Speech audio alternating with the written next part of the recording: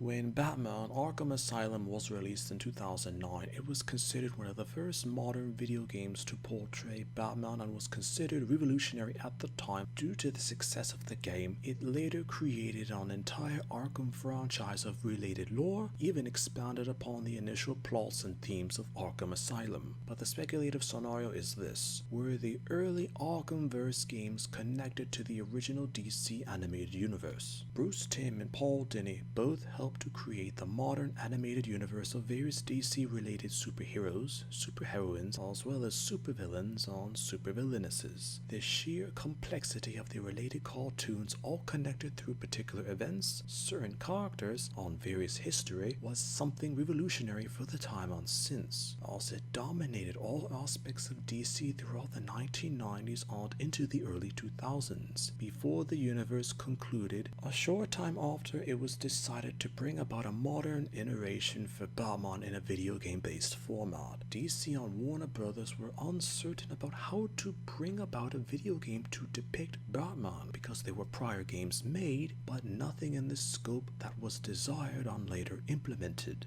Officials at Warner Brothers contacted Paul Dini about coming up with an original story for the game, and knew that Paul Dini would be able to conceive of something that might become the basis for what was later known for Arkham-related lore. When asked about the concept for Arkham Asylum, Paul Dini later commented that he believed it to be unique to come up with an original idea for the game, rather than adapt a pre-existing story. As a result, he actually used Batman the Animated Series to further connect Asylum to the animated series. Kevin Conroy, Mark Hamill, and Arlene Sorkin were all brought back to reprise their iconic roles as Batman, Joker, and Harley Quinn, while the story of Arkham was original with influences from other Batman comics. Paul Dini wrote the entire plot for the game by himself as mentioned, and used the animated series as the particular lore, with the cartoon as the foundation for the game. But through dialogue mentioned by various in-game characters about prior events, relationships with characters of various sorts, and even dialogue from Batman himself referring to such things not depicted in-game, harder that everything had taken place in Arkham Asylum, with prior events being the animated series, and the game was using it as a plot mechanism. Theories harder that even with a superb writer for Batman like Paul Dini, to have a Batman video game that was not an origin game of the time had to have some sort of established lore. The only logical choice at that time was the firmly established and critically acclaimed Batman the Animated Series, with other related lore from various other cartoons of the time. The argument was that to not have the Asylum game being vaguely or distantly associated with the original DC animated universe would have been a horrible choice for both casual and serious gamers, due to the lack of a meaningful connection, or to use the rich storytelling on classic stories that at that particular time held slightly more than a decade's worth of value. Coined by fans of those who have played the shared in-game universe of related video games, it's a term that refers to the original Arkham timeline of Arkham Asylum, Arkham City, Arkham Origins, and Arkham Knight. Due to the success of Asylum, the mentioned games later became the official lore for the series of Arkham,